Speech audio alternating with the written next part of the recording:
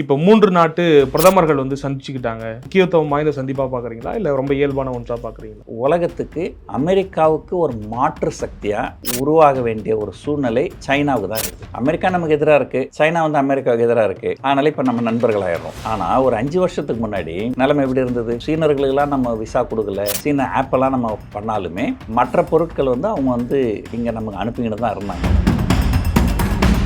சைனாலாம் அந்த அளவுக்கு அச்சப்படல அவங்க மேல டாரிஃப் விதிச்ச உடனே. இந்தியாவுக்கு ஒரு அச்சம் ஏற்படுது இல்ல, ரொம்ப டிபெண்டா இருந்துட்டோமோ அமெரிக்காவை நோக்கி. எல்லா நாடுகளுமே அமெரிக்காவை டிபெண்ட் பண்ணி தான் இருப்பாங்க. பட் இருந்தாலும் ஒரு அவசரம், ஆபத்து அப்படின்னு இருந்தால் அவங்கள சாராமலும் நம்மளால வாழ முடியும் அப்படிங்கிறது தான் சைனாவுடைய ப்ளஸ் பாயிண்ட். உலகத்தில் பொருளாதாரத்தில் பார்த்தீங்கன்னா ஒரு ஆளுங்கட்சி சேர்ந்தெல்லாம் பார்த்தீங்கன்னா நம்ம 4வது பெரிய பொருளாதாரம் அப்படின்வாங்க ஒட்டுமொத்தமாக சேர்த்து.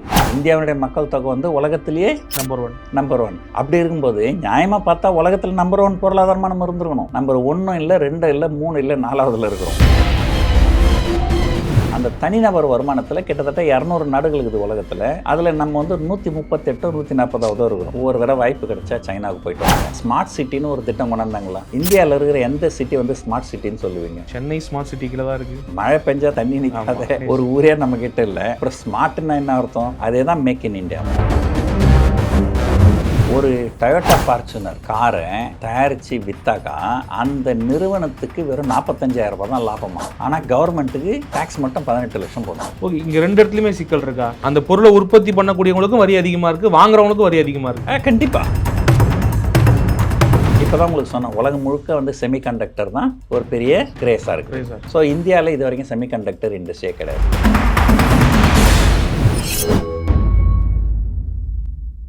லிட்டில் டாக்ஸ் நேயர்களுக்கு வணக்கம். இன்றைய சிறப்பு நேர்காணலில் நம்மோடு பொருளாதார நிபுணர் திரு PR சுந்தர் அவர்கள் இணைந்திருக்கிறார். சார் வணக்கம்.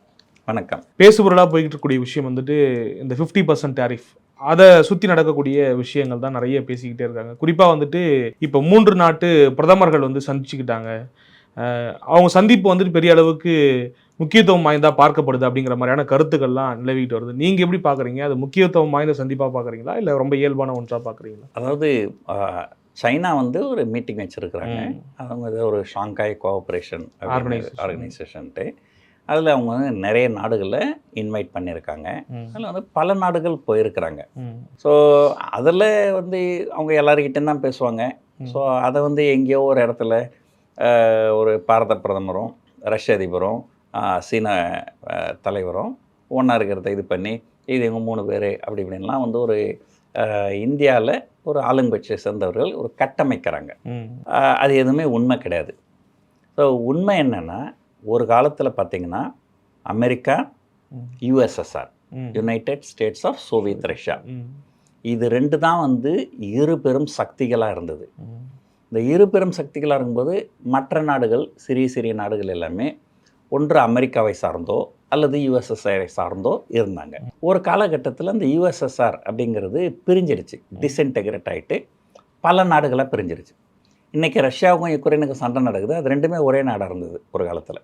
ஸோ அதனால் என்ன ஆச்சுன்னா, அமெரிக்கா ஒரு 30-40 வருஷத்துக்கு முன்னாடி பார்த்திங்கன்னா ஒரு அமெரிக்காவும் USSRம் சமபலத்தோடு இருந்தாங்க. பட் ஒரு காலகட்டத்தில் பார்த்திங்கன்னா இந்த கூகுள், ஃபேஸ்புக்கு, இன்ஸ்டாகிராமு, இது எல்லாமே வந்து இது எதுவுமே வந்து ப்ரொடக்ஷன் கம்பெனிஸ் கிடையாது. எல்லாமே சர்வீசஸ் கம்பெனி. ஆனால் இன்றைக்கி பார்த்திங்கன்னா அது எல்லாமே வந்து உலக அளவில் ஒட்டுமொத்த உலக மக்களையும் ஆட்டி படைக்குது. ஸோ இதனால் என்ன ஆகிடுச்சு, அமெரிக்கா வந்து ரொம்ப அபரிதமாக வளர்ந்துட்டாங்க. ரஷ்யா வந்து பிரிஞ்சதுனால நிறைய ரொம்ப கீழே போயிட்டாங்க. ஸோ இதனால் வந்து இப்போதைக்கு உலகத்துக்கு அமெரிக்காவுக்கு ஒரு மாற்று சக்தியாக, ஒரு மாபெரும் சக்தியாக உருவாக வேண்டிய ஒரு சூழ்நிலை சைனாவுக்கு தான் இருக்குது. ஏன்னா இன்றைக்கி தேதிக்கு அமெரிக்காவுக்கு சமமாக வேறு ஒரு எந்த சக்தியும் உலகத்தில் கிடையாது. ஸோ இது வந்து சைனா தான் அந்த இடத்துக்கு இருக்குது. ஒரு உதாரணத்துக்கு சொல்கிறேன் பாருங்கள். உங்கள் வாழ்க்கையை நீங்கள் கொஞ்சம் கற்பனை பண்ணி பாருங்கள். யூடியூப் கிடையாது, ஃபேஸ்புக் கிடையாது, ட்விட்டர் கிடையாது, இன்ஸ்டாகிராம் கிடையாது. உங்கள் வாழ்க்கையை கொஞ்சம் யோசனை பண்ணி பாருங்கள். ரொம்ப ரொம்ப கஷ்டம். ஆனால் இதில் எந்த கஷ்டமும் கிடையாது சைனாவுக்கு. ஏன்னு சொன்னால் யூடியூபுக்கு இணையான ஒரு விஷயத்தை அவங்க வச்சுருக்கிறாங்க, ஃபேஸ்புக்கு இணையான ஒரு விஷயத்தை அவங்க வச்சுருக்கிறாங்க. இன்ஸ்டாகிராமுக்கு இணையான ஒரு விஷயத்தை அவங்க வச்சுருக்கிறாங்க. ஸோ அதனால் வந்து இப்போ வந்து ஒரு உலக அளவில் சைனா வந்து ஒரு டாமினன்ட் ஃபோர்ஸாக வருது. இப்போ இதுக்கு மேலே வந்து உலக நாடுகள் எல்லாருமே ஒன்று அமெரிக்காவை சார்ந்தோ அல்லது சைனாவை சார்ந்தோ இருக்க வேண்டிய ஒரு கட்டாய சூழ்நிலைக்கு தள்ளப்படுகிறார்கள். இதில் யாரெல்லாம் வந்து அமெரிக்காவுக்கு வந்து எதிராக இருக்கிறாங்களோ அவங்க எல்லாரும் வந்து இப்போ சைனா கூட கூட்டணி சேர்ற ஒரு வாய்ப்பு இப்போது உருவாகி வருது. ஸோ இதுதான் வந்து ஒரு நிதர்சனமான உண்மை. இதில் அமெரிக்கா, அதாவது எதிரிக்கு எதிரி நண்பன் அப்படின்னு சொல்லுவாங்க. அமெரிக்கா நமக்கு எதிராக இருக்குது, சைனா வந்து அமெரிக்காவுக்கு எதிராக இருக்குது, அதனால் இப்போ நம்ம நண்பர்கள் ஆயிடுறோம். ஆனால் ஒரு 5 வருஷத்துக்கு முன்னாடி நிலைமை எப்படி இருந்தது? சைனாவில் இருக்கிற அத்தனை ஆப்பையும் வந்து இந்தியாவில் பேன் பண்ணாங்க. டிக்டாக்னு ஒரு ஆப் இருக்குது தெரியுங்களா, அது சைனாவோட ஆப், அதை பேன் பண்ணாங்க. எத்தனையோ ஆப் வந்து சைனீஸ் ஆப்பை வந்து அவங்க பேன் பண்ணாங்க. சீனர்கள் யாருக்குமே நம்ம நாட்டுக்கு வர்றதுக்கு விசா கொடுக்கல. ஆக்சுவலாக அந்த எல்லை பிரச்சனை பெருசாக போயிட்டு இருந்த சமயம். இப்போது நாம் வந்து சைனாவோட ஆப்பை பேன் பண்ணோம், நம்மளோட ஆப் அவங்க ஏதாவது பேன் பண்ணாங்களா? பார்த்தீங்களா, எதுவும் பண்ணலை. அவங்க நாட்டு மக்களுக்கெல்லாம் நம்ம வந்து இங்கே வர்றதுக்கு விசா நம்ம வந்து கொடுக்கறத நிறுத்தி வச்சுருந்தோம். ஆனால் நம்ம நாட்டு மக்கள் அங்கே போகிறதுக்கு விசாவுக்கு அவங்க எந்த தடையும் பண்ணலை. என்னுடைய நண்பர்களே கடந்த 5 வருஷத்தில் நிறைய பேர் வந்து சைனாவுக்கு போயிருந்துருக்குறாங்க. ஸோ ஒரு சண்டை அப்படின்னா, இப்போ பார்த்தீங்கன்னா இங்கே வந்து நமக்கும் பாகிஸ்தானுக்கும் சண்டைனா, பாகிஸ்தான் மக்கள் இங்கே வரக்கூடாதுன்னு நம்ம சொல்லிட்டோம்னா அவங்க இந்திய மக்கள் இங்கே வரக்கூடாதுன்னு அவங்க சொல்லுவாங்க. ஆனால் சைனா வந்து ரொம்ப மெச்சூர்டாக அந்த மாதிரி எந்த விஷயத்தையும் பண்ணலை. இன்னும் கேட்டிங்கன்னா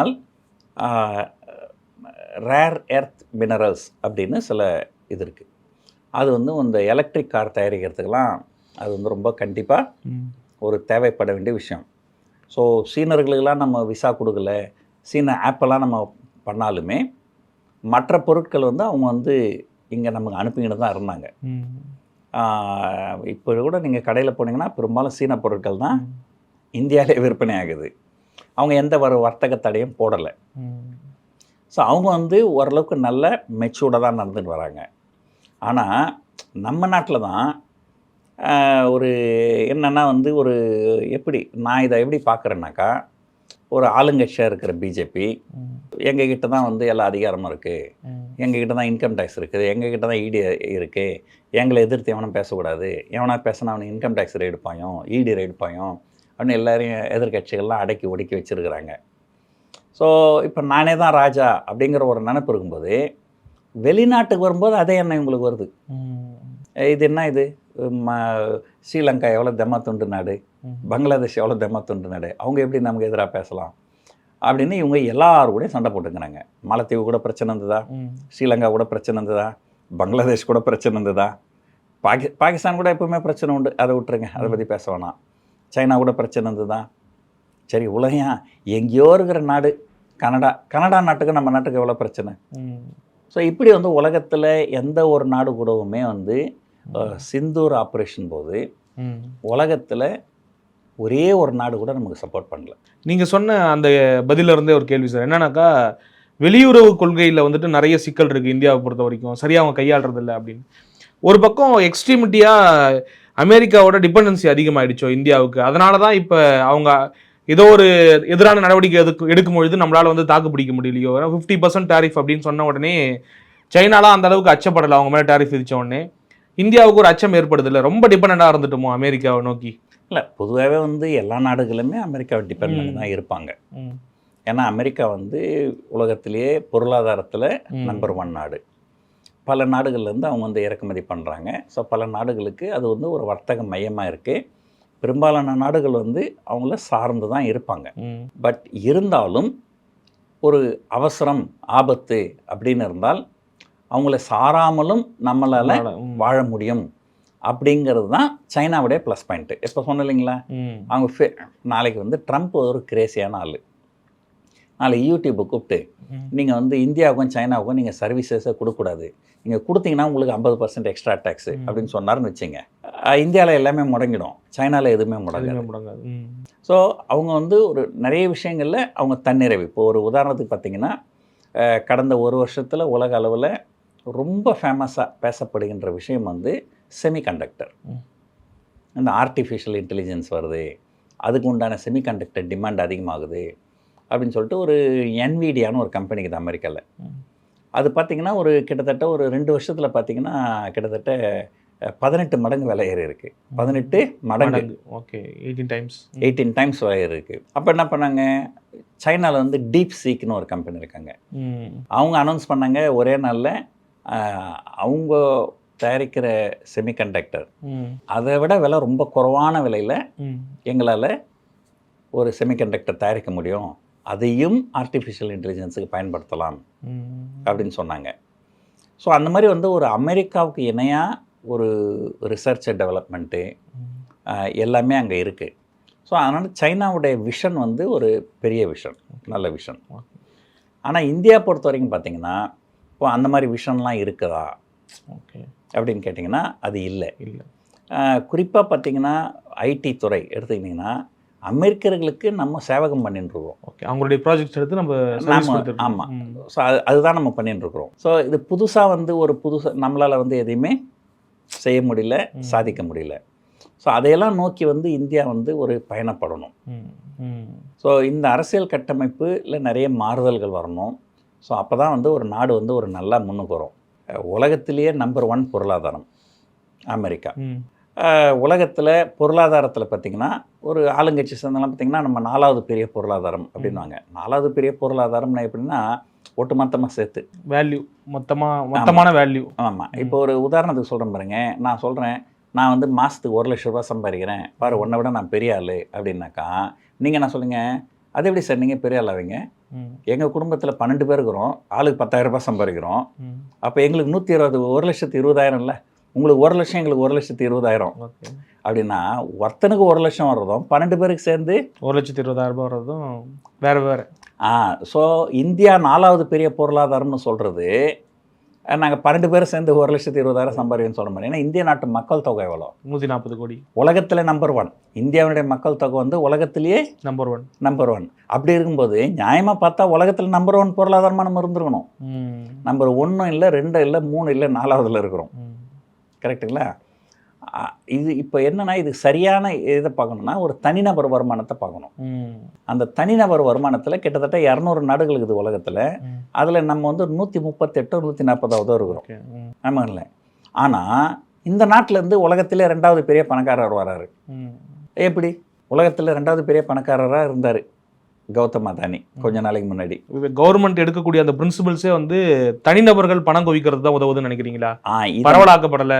இதை நான் சொல்லலை, அமெரிக்காவில் ட்ரம்ப்னுடைய ஆலோசகர் அதான் சொல்லியிருக்கிறார். ரஷ்யா கிட்ட இருந்து குறைவான விலையில் நீங்கள் கச்சா எண்ணெய் வாங்குறீங்க, இந்திய மக்கள் ஒன்று புரிஞ்சுக்கணும், இந்த குறைவான விலையில் கச்சா எண்ணெய் வாங்கி மார்க்கெட் ரேட்டில் விற்று அதிகபட்சமாக லாபம் பண்ணுறது ஒரு சில மேல்தட்டு மக்கள். அதுவும் ஐரோப்பிய நாடுகளுக்கும் இதர ஆசிய நாடுகளுக்கும் அனுப்புகிறாங்க, ஏற்றுமதி பண்ணுறாங்க வாங்கி.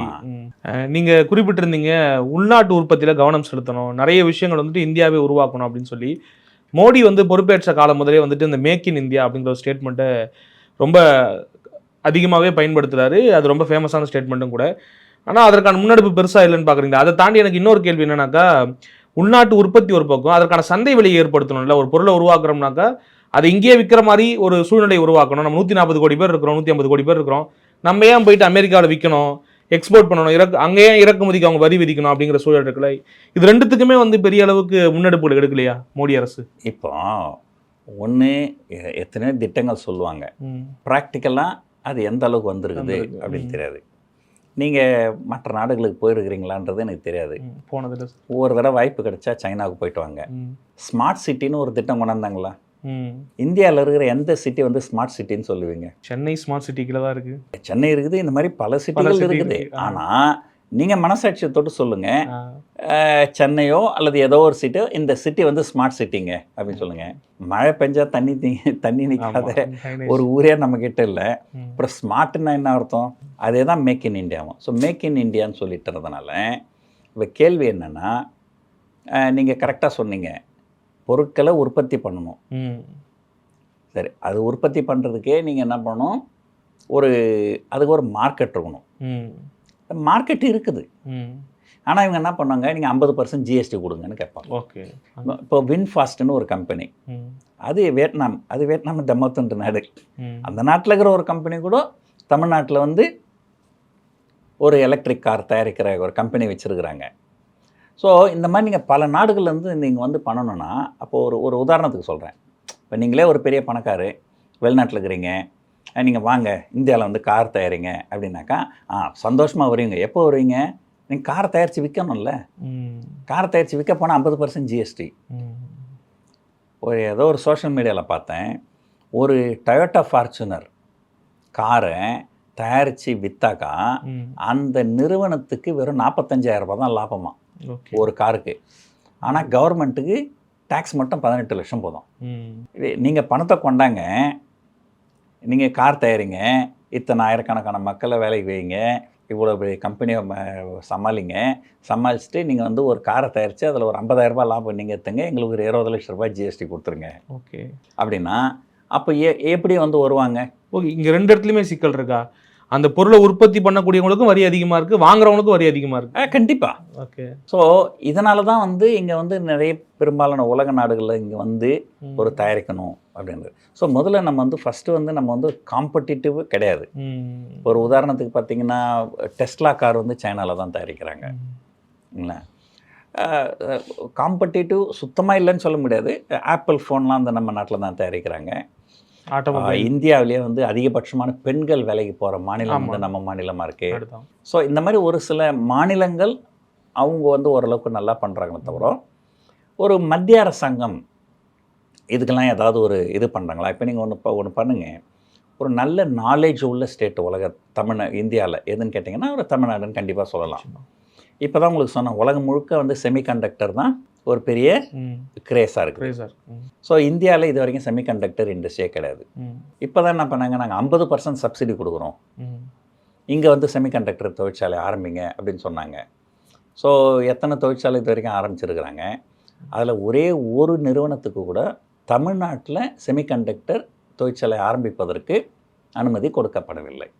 ஓகே. ஸோ அப்போ அவங்க என்ன நினைக்கிறாங்க, நம்ம 50% சப்சிடி கொடுக்குறோமே, நம்ம ஆளுகின்ற மாநிலங்களில் தொழிற்சாலை தொடங்கட்டும் அப்படின்னா அவங்கள ப்ரெஷரைஸ் பண்ணுறாங்க. அது மாதிரி இதெல்லாம் வந்து நிறைய மாறுதல்கள் வர வேண்டி இருக்குது. உலக அளவில் நம்ம வந்து பாருங்கள், நான் வந்து புத்தின் கூட ஃபோட்டோ எடுத்துக்கினேன், சைனா அதிபர்கிட்ட ஃபோட்டோ எடுத்துக்கினேன் அப்படின்னு சொல்கிறதுனால அவங்களாம் நம்மளை மதிப்பாங்களா? சரி, சைனாவும் ரஷ்ய அதிபரும் சைனா அதிபரும் இந்திய அதிபரும் ஃபோட்டோ எடுத்துக்கினாங்க. ஆனால் அதில் சைனா அதிபருக்கும் ரஷ்ய அதிபருக்கும் அங்கே வீட்டோ பவர் இருக்குது ஐநா சபையில், நமக்கு வாங்கி கொடுப்பாங்களா?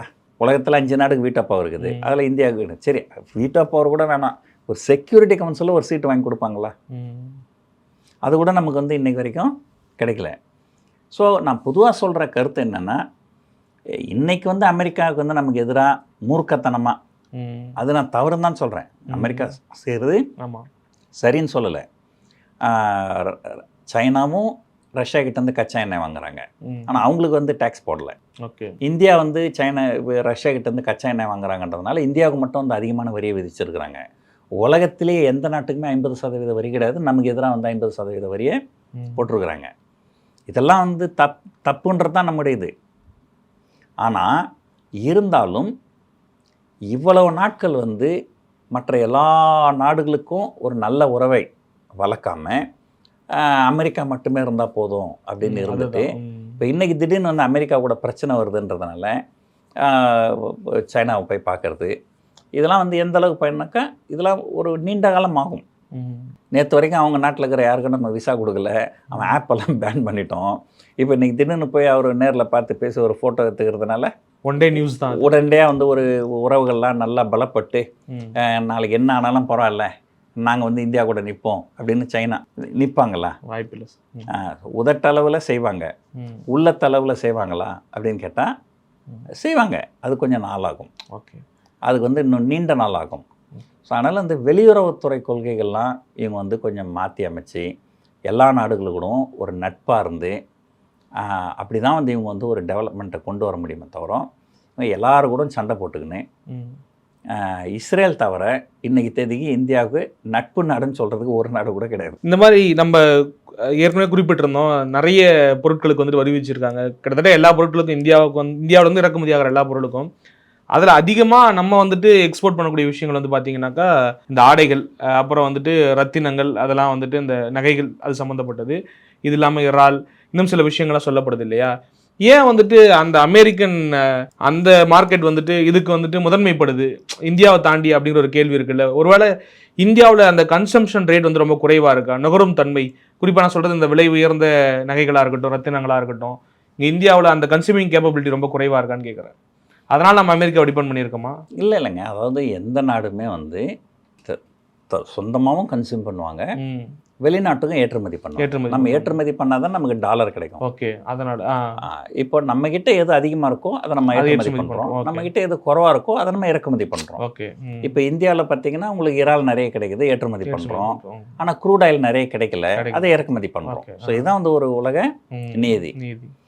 ஸோ அப்போ நம்ம ஏற்றுமதி பண்ணணும் அப்படின்னும்போது அந்த இடத்துல என்னென்னா, ஒரு ட்ரம்ப் வந்து எல்லா நாடுகளுக்கும் 25% வரின்னு சொல்லியிருந்தாருன்னா அது நம்மளை வந்து பெருசாக பாதிச்சிருக்காது. ஆனால் எல்லா நாடுகளுக்கும் 25%, உங்களுக்கு மட்டும் 50% அப்படின்னும்போது நம்முடைய பொருட்கள் வந்து அமெரிக்காவில் விலை அதிகமாக இருக்கும். ஓகே. அப்போது மற்ற நாட்டு பொருட்கள் விலை குறைவாக இருக்கும்போது நம்ம நாட்டுடைய விலை அதிகமாக இருந்ததுனால, நம்ம நாட்டு பொருட்கள் விலை அதிகமாக இருந்தால் யார் வாங்குவாங்க? ஓகே. இப்போ யாரும் வாங்க மாட்டாங்க. அதனால தான் இப்போ வந்து ஒரு கிட்டத்தட்ட ஒரு 600 கண்டெய்னரில் தமிழ்நாட்டிலேருந்து போன இறால் திருப்பி அனுப்பப்பட்டது. ஸோ அதனால் வந்து இது வந்து ஒரு எக்ஸ்போர்ட்டுங்கிறது கண்டிப்பாக வந்து எல்லா நாட்டுக்குமே இருக்கும். அதனால் ஏன் இங்கே கன்சம்ஷன் இல்லையா அப்படின்றது கிடையாது. இங்கேயும் கன்சம்ஷன் இருக்கும், ஏற்றுமதியும் இருக்கும். சார், இன்னொரு விஷயம், நீங்கள் சொன்ன மாதிரி வந்துட்டு ஒரு பக்கம் நம்ம எக்ஸ்போர்ட் பண்ணுறோம் இல்லையா? இப்போ அதெல்லாம் வந்து தடைப்பட்டு போச்சு. இப்போ அடுத்து நம்ம ஒரு மார்க்கெட்டை தேடணும், இல்லை ஒரு சந்தை விலையை தேடணும்னாக்கா அதுக்கு கொஞ்சம் சில காலதாமதங்கள் ஏற்படும். அப்படி பார்த்தா வந்துட்டு இங்கே தேக்கமடை தானே செய்யணும், இந்த நகைகளாக இருக்கட்டும், இல்லை ரத்தினங்களாக இருக்கட்டும். அப்போ ஆட்டோமேட்டிக்காக வந்துட்டு இங்கே தேக்கமடைதுனாக்கா அந்த பொருள் விற்பனை ஆகணும் அப்படிங்கிற அடிப்படையில் விலை குறையத்தானே செய்யணும். ஆனால் ஒரு பக்கம் நகையினுடைய விலை வந்துட்டு உச்சத்துக்கு போயிட்டு இருக்கு, வரலாற்றில் இல்லாத அளவுக்கு 76,000. அது என்ன, எனக்கு புரியல, அதுக்காக கேட்குறேன். அதாவது நீங்கள் வந்து நகையை வந்து நீங்கள் அப்படி பார்க்க முடியாது. ஓகே. ஒரு தங்கம் இல்லைங்களா, ஒரு தங்கத்தை ஒருத்தர் வாங்கும்போது உலக சந்தையிலேருந்து தான் தங்கத்தை வாங்குறாரு. அப்போ அவருக்கு ஒரு உதாரணத்துக்கு சொன்னேன், அவருக்கு வந்து ஒரு கிராம் தங்கத்துக்கு 10,000 ரூபாய் ஆகுது. அதை நகையாக செஞ்சு அவர் 10,500 11,000 விற்பார். இப்போ விற்பனை பண்ண முடியலன்றதுனால அந்த 10,000 கீழே அவரால் விற்க முடியுமா? ஓகே. அவருடைய லாபத்தை வேணால் குறைச்சிக்கலாம். ஓகே. 10,000 தங்கத்தை வாங்கி அதை நகையாக செஞ்சு 11,000 விற்கிறீங்க, அவங்களுக்கு அந்த 1,000 ரூபாய் தானே உங்களுக்கு லாபம். லாபமே இல்லைனாலும் பரவாயில்ல, 10,000 ரூபாய்க்கு விற்றாலும் பரவாயில்ல, நம்ம வந்து விற்றா போதும் அப்படின்ற பார்த்தாலும். ஆனால் நீங்கள் 8,000 ரூபாய்க்கு விற்க முடியாது இல்லையா? அவன் நஷ்டத்தை நீங்கள் ஏற்றுக்க முடியாது இல்லை? அப்போ என்ன பண்ணீங்க, நீங்கள் தங்கத்தை வாங்குறத நிறுத்துவீங்க. ஓகே. நம்ம செஞ்ச நகை நம்ம விற்கிற வரைக்கும் புதுசாக தங்கம் வாங்குறத நிறுத்துவீங்க. இப்படி புரிஞ்சுக்கிறோமா? அதை உற்பத்தி நிறுத்தப்பட்டதால டிமாண்ட் அதிகமாயிடுது, பொருட்கள் கம்மியாகுது, டிமாண்ட் அதிகமாயிடுது. நீங்க என்ன சொல்ல வரீங்க, அங்க அமெரிக்காவுக்கு விற்க முடியல, அதனால இங்க டிமாண்ட் குறைவு. டிமாண்ட் குறைவுன்றதுனால விலை குறையணும்னா ஒரு அளவுக்கு கீழே விலை குறையாது. ஏன்னா அவங்களுடைய காஸ்ட்டுக்கு கீழே அவங்களால விற்க முடியாது. அவங்க தொழிலை நிறுத்துவாங்களே தவிர விலையை குறைக்க மாட்டாங்க. அப்ப அந்த தொழிலை நிறுத்தும் போது அந்த தொழில வேலை செய்யற வேலை வாய்ப்புகள் எல்லாம் பறி போயிடும். ஸோ அப்படிதான் வந்து அது அப்படிதான். கடைசியாக ஒரு கேள்வி சார், நான் உங்ககிட்ட எப்போ வந்தாலும் கேட்கக்கூடிய கேள்வி தான், தங்கம் விலை குறையிறதுக்கு வாய்ப்பே கிடையாதா? இப்போதைக்கு வாய்ப்பு கிடையாது. நிறைய விஷயங்களை பகிர்ந்துட்டு ரொம்ப நன்றி.